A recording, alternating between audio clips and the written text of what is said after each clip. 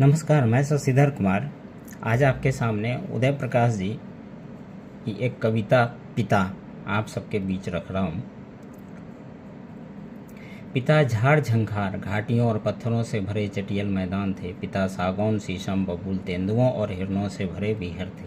बचपन में अक्सर किसी ऊंची टीले पर चढ़कर मैं आसपास के गांवों में ललकार दिया करता था। नाके के पार शहर तक में पिता का रौब था। एक एक इमारत पर उनकी कन्या सरकी थी, एक एक दीवार पर उनके उंगलियों के निशान थे। हर दरवाजे की काठ पर उनका रंधा चला था। नाके के इस पार जहाँ से गांव की वीरानगी शुरू होती है, हर खेत की कठोर छाती पर पिता अपनी कुदाल धंसा गए थे।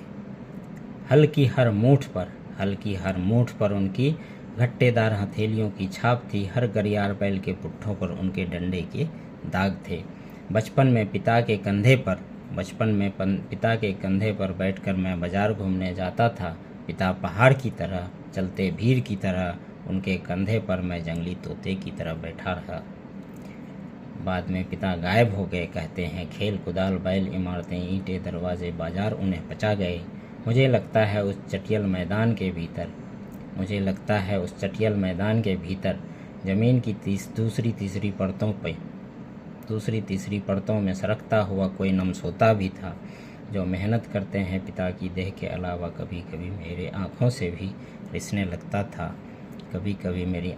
रिसने लगता था। पिता झाड़ झंखार घाटियों और पत्थरों से भरे चटियल मैदान थे। पिता सागौन शीशम बबूल तेंदुए और हिरणों से भरे बीहड़ थे। धन्यवाद।